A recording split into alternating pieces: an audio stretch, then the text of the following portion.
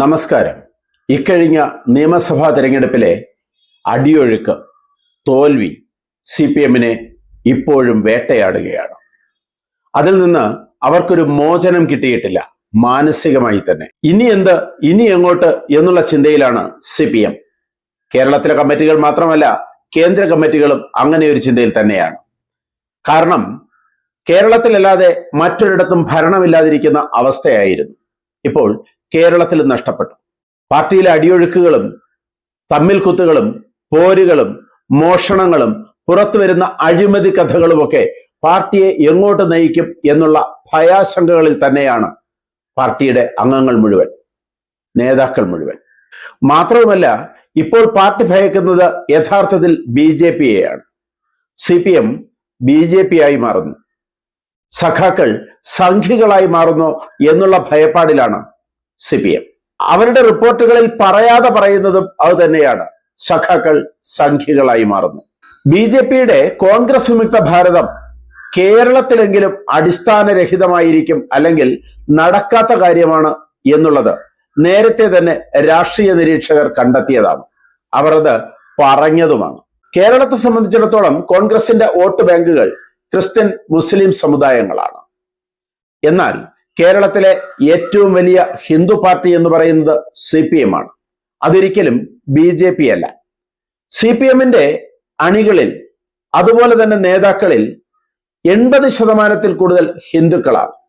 അതുകൊണ്ട് തന്നെ കോൺഗ്രസ് വിമുക്ത ഭാരതം എന്നുള്ളത് മാറ്റിപ്പിടിക്കണം എന്ന് രാഷ്ട്രീയ നിരീക്ഷകർ BJP-യെ ആദ്യമേ തന്നെ ഉപദേശിച്ചതാണ്.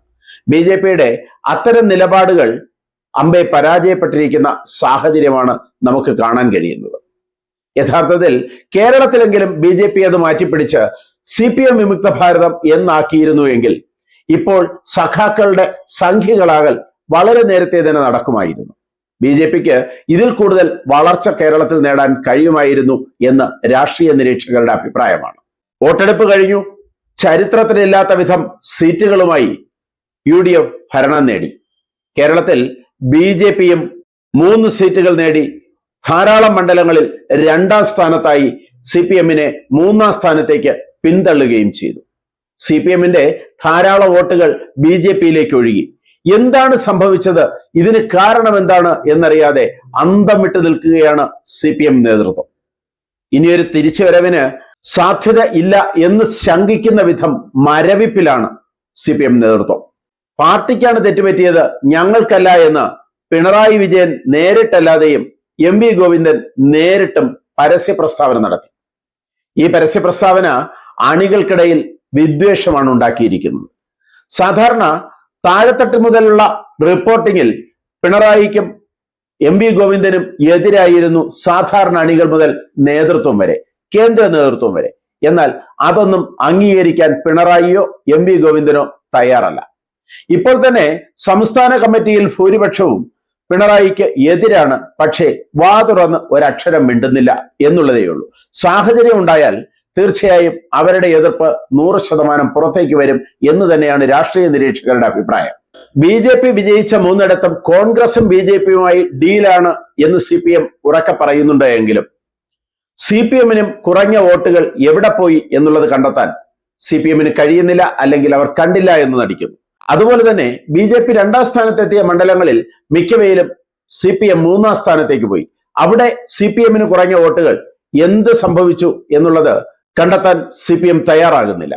യഥാർത്ഥത്തിൽ തങ്ങൾക്ക് പറ്റിയ അപകടം തിരിച്ചറിയാത്തതാണോ, തിരിച്ചറിഞ്ഞിട്ടും അണികളോട് അത് പറയാത്തതാണോ എന്നുള്ള രീതിയാണ് ഇപ്പോൾ സംശയം. കാരണം തങ്ങൾക്ക് നഷ്ടപ്പെട്ട വോട്ടുകൾ എവിടെ പോയി എന്ന് ഇപ്പോഴും തിരിച്ചറിയുന്നില്ല. BJP വിജയിച്ച 3 മണ്ഡലങ്ങളിലും CPM-ന്റെ വോട്ട് ചോർന്നിരിക്കുകയാണ്. ചാത്തന്നൂരിൽ 11,771 വോട്ടുകൾ ചോർന്നിരിക്കുന്നു. നേമത്താണെങ്കിൽ 3,623 വോട്ടുകളും, കഴക്കൂട്ടത്ത് 17,554 വോട്ടുകളും ചോർന്നിരിക്കുന്നു. ജില്ലാ അടിസ്ഥാനത്തിൽ നോക്കുമ്പോൾ പാലക്കാട് ജില്ലയിൽ നഷ്ടപ്പെട്ടത് 79,826 വോട്ടുകളാണ്. തൃശൂർ ജില്ലയിൽ 1,31,040 വോട്ടുകൾ CPM-ന് നഷ്ടപ്പെട്ടിരിക്കുന്നു. ഇതൊക്കെ എവിടെ പോയി എന്ന് അന്വേഷിക്കുന്നതിന് പകരം ഡീൽ ആരോപണത്തിൽ തലയൂരാനാണ് CPM നേതൃത്വത്തിന്റെ ശ്രമം. BJPയെ സംബന്ധിച്ച് ഇപ്പോൾ വളർച്ചയുടെ നാളുകളാണ്. CPMന്റെ തകർച്ച യഥാർത്ഥത്തിൽ BJPയുടെ വളർച്ചയായി മാറുകയാണ്. CPMൽ നിന്ന് ശക്തമായ ഒഴുക്കാണ് BJPയിലോട്ട്. അതിൽ BJP നേതൃത്വം ആശ്വസിക്കുകയാണ്, സന്തോഷിക്കുകയാണ്. നേരത്തെ പറഞ്ഞതുപോലെ തന്നെ ആകെ ഒരു മരവിപ്പിൽ നിൽക്കുന്ന CPMന് ഇപ്പോഴത്തെ കോൺഗ്രസിന്റെ വിജയത്തിന് അല്ലെങ്കിൽ UDFന്റെ വിജയത്തിന് CPM BJP ഡീൽ ആരോപിക്കാം.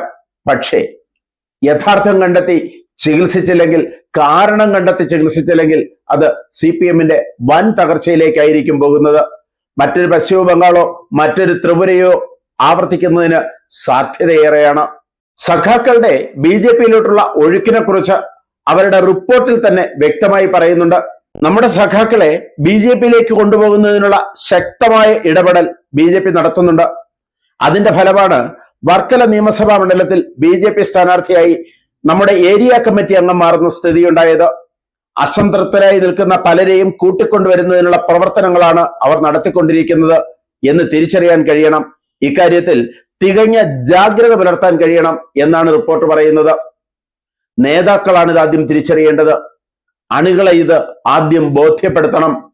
തങ്ങളല്ലാതെ പാർട്ടിയിൽ മറ്റു നേതാക്കളില്ല എന്ന് പറഞ്ഞു നിൽക്കുന്ന ഗോവിന്ദനും പിണറായി വിജയനും ഇക്കാര്യം തിരിച്ചറിയണം. പുതുതലമുറ അധികാരമേൽക്കണം പാർട്ടിയിൽ. പുതുതലമുറ മുന്നിൽ നിന്ന് നയിച്ചാൽ മാത്രമേ ഈ പാർട്ടിയെ ഇനി രക്ഷപ്പെടുത്താൻ കഴിയൂ. കൂടുതൽ വാർത്തകളും വിശേഷങ്ങളുമായി ഉടൻ ദയവായി ഈ ചാനൽ സബ്സ്ക്രൈബ് ചെയ്യുക.